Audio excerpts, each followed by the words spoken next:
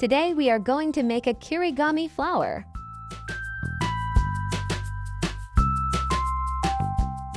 Let's get started.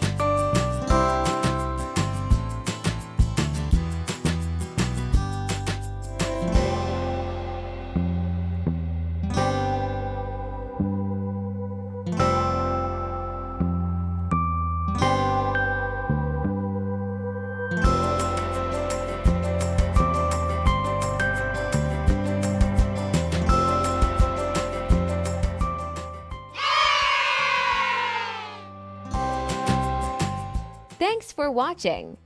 Like and subscribe for more videos.